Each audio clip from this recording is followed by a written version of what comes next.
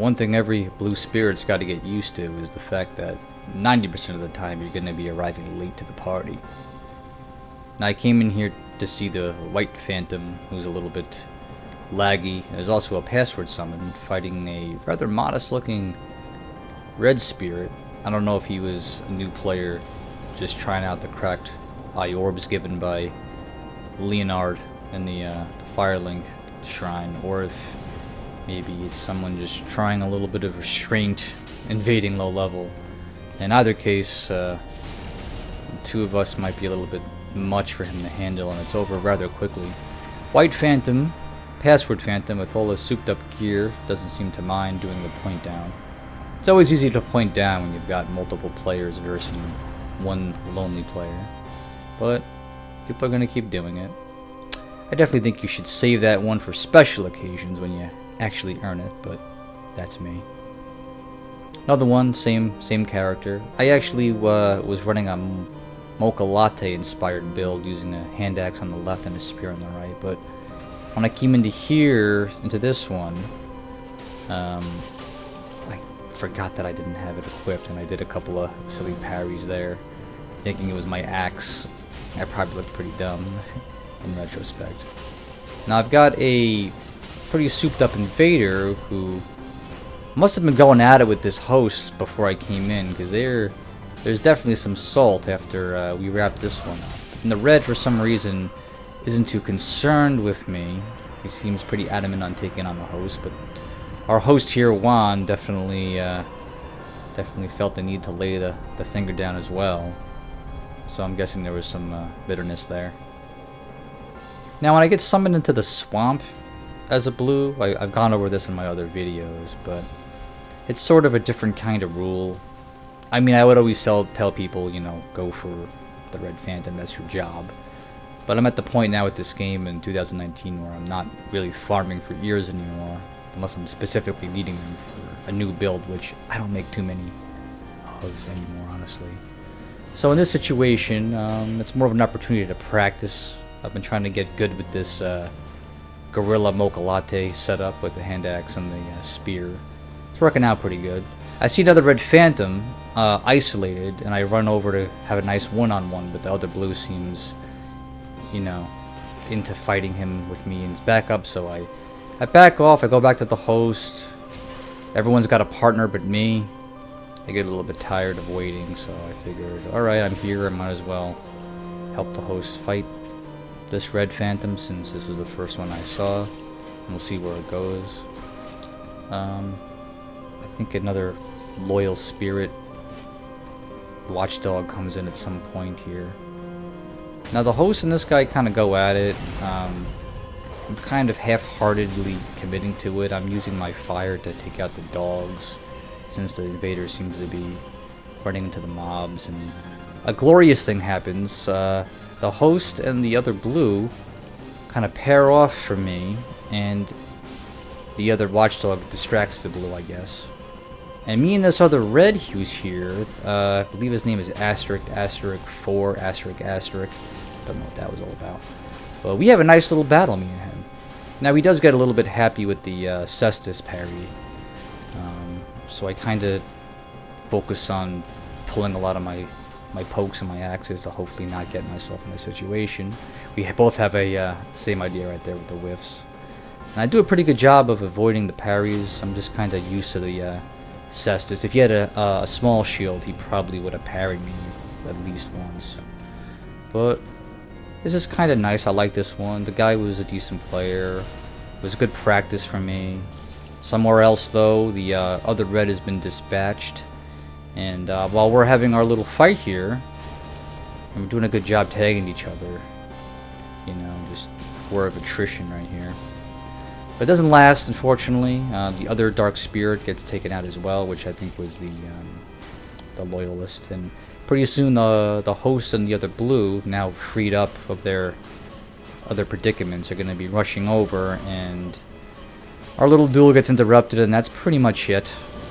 This red's in a bad way now. A host with trade down gear, 2 blues, one with curved swords, and me And I'm already kind of committed to fighting this guy, so at this point it's gonna be a gank, it's gonna end that way, and I just kind of accept it. I do break out the lightning resin, and I do a really sweet jump attack here. Let's slow that down again. It just goes to show, lightning in the water. Never forget to have that bundle. And sorry, Red. I would have enjoyed a longer fight, but courtesy bow was definitely deserved. You were a good combatant. And that's it. Now there's something to be said about bad spawns. All blues, no well. Sometimes you just get a really bad spawn. So I come back into the Undead Settlement as my level 36 character while I was actually invading, so I was kind of taken by surprise. And there's already a battle going on elsewhere. And I see that there's a password phantom involved. I see there's a host, and I don't know if you can see the invader's name, but it's Your Death. And sure enough, he's got the Dragon Slayer axe, and he's more or less what I've come to expect at this level of invaders. He's definitely a little bit twinked out. But then again, password summon, in one hand that Havel shield. He's doing a pretty decent job at it. Now in this type of situation where the host has got at least one password buddy curb stomping the game for them, I'm a little bit less apt to join in the gank. But I don't want to do nothing, so I have an opportunity to contribute with the Millwood Greatbow, and putting the red to task with distractions and annoyances and making it difficult without hopping down to the fray. I also think it's a good idea for me to take the opportunity not to jump in at first, since they're having a bit of a bonfire duel, and then if I do hop in, he's more likely to run to the level and draw things out a little bit, which I'm not exactly keen on allowing at the moment. So I stay my ground. For some reason I don't do the weapon art right away, and I started making amends on that. The big axe giant dude came in there at one point, but they were able to dispatch him. At this point you'll notice the mage, mini-mage, which is the host. I'm sorry about that, mini-mage is his name. And he's definitely out of Estus at this point, so he's spending more time rolling around and avoiding. And once I hop in, the situation changes. Now, I think the red's running away, like I initially thought. But check this out. He actually runs up here and goes for a Hail Mary toss of the firebomb and nails that host. Pretty cool. So, good job to that red. He committed to it, had a sassy gesture as a goodbye, so good on that guy. Another bad spawn. I show up as my level 70 in the middle of Izalith, right in front of an invader. So before I have a chance to see what's going on, I'm already in a fight. My orientation's a little bit off in here too, so I'm not quite sure which hallway I'm in, even though I saw the fair lady behind me. And that'll come into play in a moment. But me and this red have a little bit of latency. I'm sorry, latency is the word. We have a little bit of latency going on. But I'm not too worried after a few moments. Sometimes you can just size people up. I do make a couple of blunders and miss a couple of opportunities for a rolling R1 parry.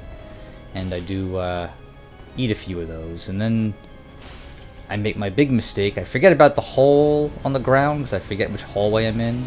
And I'm expecting the plunge to happen while I'm dealing with Rat King and his babies. But it doesn't happen. I think the red, for whatever reason, stays up there. I think maybe because he didn't have the cat ring. And I'm expecting him to run around the corner and ambush me while I've got all the rats in tow. So I steal a minute after I see he's not there to kill the mob so I can focus on him. I'm ready for him to just be right there. But he's not there. And then, of course, I see in a moment that the fog wall hasn't been tripped yet. So perhaps we both spawned in there, since there's no other way for him to have been there, I guess. So we both drew the short straw on that one. And he doesn't really move like from there enough to be an issue. I think I see a health bar at some point. It was probably him hopping down, but I mistakenly thought it was the host, so I run towards the beginning of the level, and we get a little bit sidetracked while I'm looking for my party. So I speed up a little bit here. I end up going back up to the smoldering lake, hoping to catch everyone outside, thinking that's what I saw, but after reviewing the footage, it was the invader's health bar. And we get into a situation where, funnily enough, we must have crossed our paths without actually seeing each other a couple of times, because clearly he was looking for me. And he had rolled out of the spawn point at some point. So I continue on. I change up my weapon. Now that I know that what he's using, I think is his Y-hander, I break out the Black Knight sword, which for this character, which is more of a Dex Knight, maybe isn't the most optimized weapon, but I definitely pick it for a reason. I want the pocket poise on this one, so that's really why I'm using it, even though the damage isn't as good as some of my other hyper armor weapons. I do have a Marakumo on this character as well, but for whatever reason I decided to break out the Black Knight sword. And right here I meet the party, and I'm trying to get the host and the Phantom to follow me, because that's where I believe the invader is, and I do believe that the host should always be concerned about the invader, even with a password buddy or other summons or a blue sentinel with them. But these guys seem like they already had a game plan to go this way, so I kind of stick with them. I don't know if you noticed, but I changed my ring to the what is it? The Aldrich Sapphire, the one that gives you health from critical attacks. Because this is a relatively more recent character, and I don't have all my rings yet, so I don't have the Evil Eye ring or the Princess ring for the regeneration. And I changed my mind on it, since I'm just not going to get the criticals with the Grooves with these guys in tow, because they don't know what I'm trying to do. So I go back to the other ring. Now we wander up ahead, and I'm kind of looking around the corner while the host and the Phantom go for the Crystal Lizard with the Chaos Gem. And it's right here when we come back to the antechamber, when we cross paths finally. Red Invader was probably running around like crazy trying to find us. And here's our fight. So we finally have a 3v1, which I've said previously isn't really my preferred method of playstyle, but if you're a blue, you have to accept the fact that this is what your games are going to look like. Now, you'll notice as a blue that your presence or group mentality will usually make Phantoms and hosts reckless. Usually, and more frustratingly, it'll be hosts. But that password buddy definitely got a little bit overzealous and allowed himself to get, or herself to get stun locked. We get a Undead Charm off on the invader, but I'm being a little bit cautious because I know he's probably going to try to pull a turn and burn here at the corner, because that's what I would have done. And sure enough, that is what occurs. I break out the pocket poise and I swing with abandon, trying to keep him off my host, and we rush the corner, and another blue comes in. I'm guessing the red got frustrated at this point because something happened I was not expecting. Now I go for a bow, thinking fair enough fight, and what happens?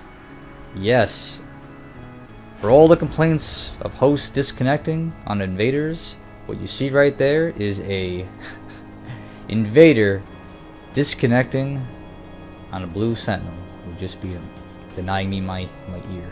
Not that I need them, but that was worth all the salt, honestly. Just the way a disconnecting host is worth it, so I didn't mind too much. Here are the builds I used in the video. This is my level 19 Chaos Servant. I redid this character recently. You saw a variation of this one in an earlier Blue Sentinel video.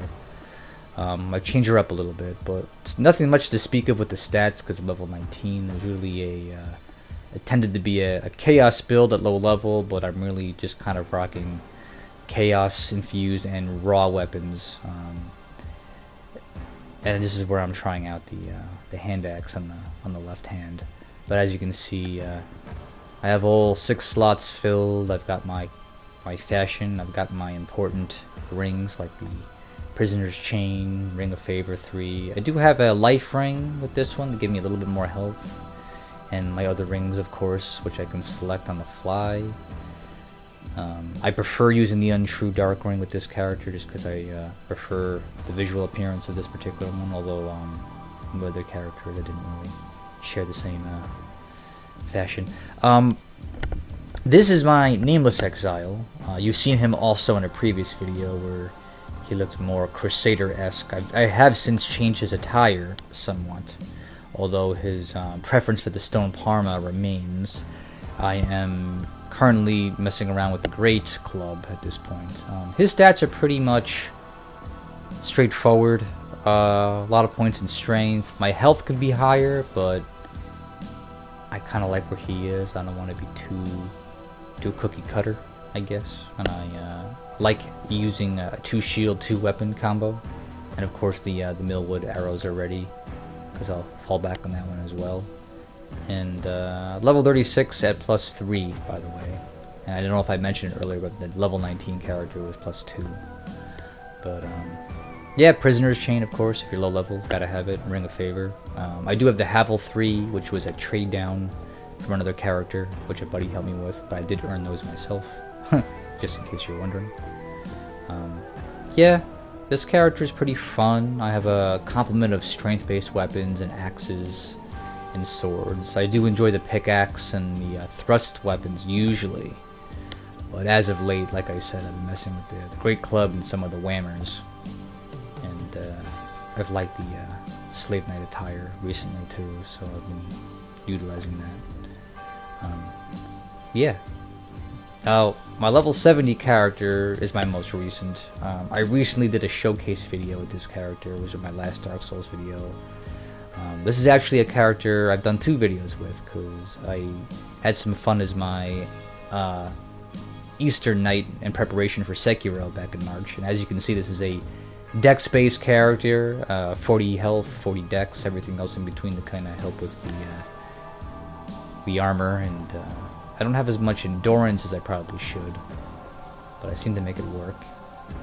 And at 70 at +7, all my weapons are at +7. I considered bringing this character up a little bit more, but I haven't quite felt the necessity to go to +8, and maybe a few more points in the 70s, but I'm quite happy where I am. And Old Swordsman is the name. Sharp infusions for the most part. I've been rocking the Astora Great Sword and the Sword and Board with the Lothric Sword as of late, but and the rings, of course, you can see. I have 1 utility slot, which usually goes to a thrust counter, the Leo ring, but as you can see, I've got the other necessary rings as well. I also have a Dragon Scale ring there. Yes, I do use it with this character, since I found it as a decent counter for greatsword use. And a lot of these katanas were from my my previous video when my attire was different. And I usually use them for chase downs when applicable. And there's also an Oni Slayer and a what is that? A short bow, which I don't really break out, but I have them just in case. And the Murakumo is my big boy weapon, which I didn't use in this video, but that's usually what I break out when in the jam.